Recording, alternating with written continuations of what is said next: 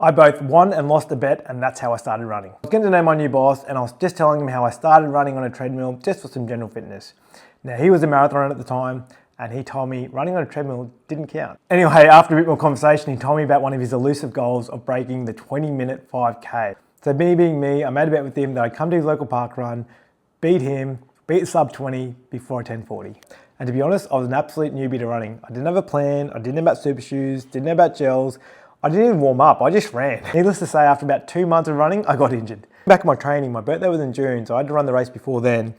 In October, I ran 18 Ks for the month. In November, I got injured just because I was running. Like all the running I was doing was just intervals on the treadmill. Anyway, so the race came around in May. My plan was to stick with him to like 3 or 4K because he's run a 2016 before for the 5K. So I thought if I stick with him there, I'll just kind of take off in the last 2K and all be good. Well, I had one win. I beat him because his shoelace came untied at the first K, so he had to tie his shoelace.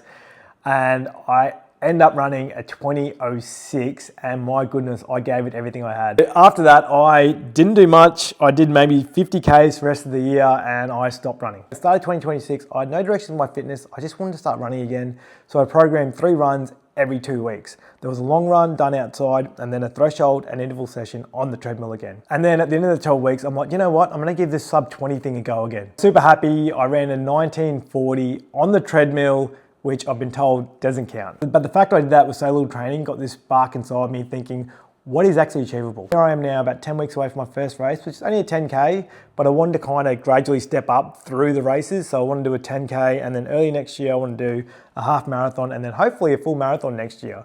But I want to be fast when I run it. Like I really want to enjoy it. I don't want to just run it for the sake of running it. I want to run it and just, know that I'm running a good pace. One of the best things about this is I am training with a bunch of people who are just so much more experienced than me, giving me great advice about the do's and don'ts.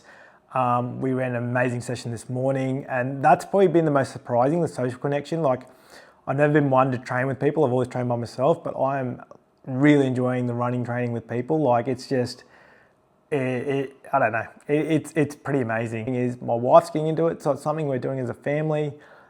It's something accessible that the kids can get into at an early age too. So yeah, all signs are that we'll be a running family, and I want to run some really fast times.